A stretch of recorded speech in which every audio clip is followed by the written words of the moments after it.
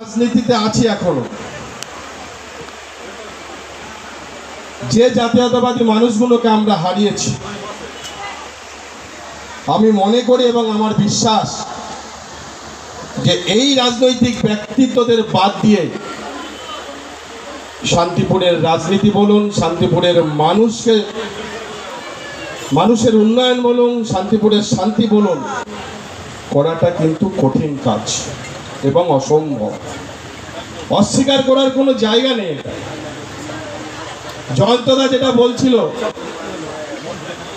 যে আজকে হয়তো আমরা পৌরসভায় ক্ষমতায়, আমাদের বিধায়ক আছে, পঞ্চায়েত 6টা অঞ্চলের মধ্যে আমাদের অধিকাংশ পঞ্চায়েত আমাদের আছে, সরকারের কাছ থেকে আমরা অনেক অর্থ বিভিন্ন উন্নয়নের জন্য আমরা পাচ্ছি। কিন্তু এটা ভাবতে হবে এই প্রজন্মকে, এখানে যারা আছেন, যে 34 বছর যখন মার্ক্সবাদী কমিউনিস্ট পার্টি এই রাজ্যে ক্ষমতায় ছিল, কখনো জ্যোতি বোস, কখনো বুদ্ধদেব ভট্টাচার্য মুখ্যমন্ত্রী ছিলেন, সেই আমলে এখানকার বিধায়ক ছিলেন অজয় দে।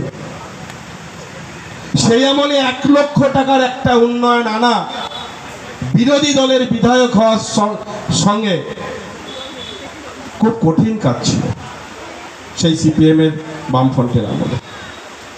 কিন্তু সেই সময়টায় অজয় দে এমন একজন ব্যক্তি ছিলেন, শুধুমাত্র শান্তিপুরের মানুষের কথা ভেবে, উন্নয়নের কথা ভেবে সেই বামফ্রন্ট সরকারের কাছ থেকেও তিনি শান্তিপুরের মানুষের জন্য একটার পর একটা উন্নয়ন আদায় করে এসেছেন।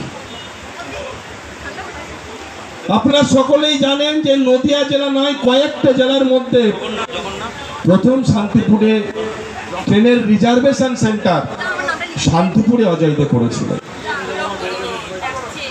এবং শান্তিপুরে প্রথম ইলেকট্রিক চুল্লি তিনি আমাদের অভিভাবক অজয় দে করেছিলেন। এবং শান্তিপুরের ব্যবসায়ীদের জন্য,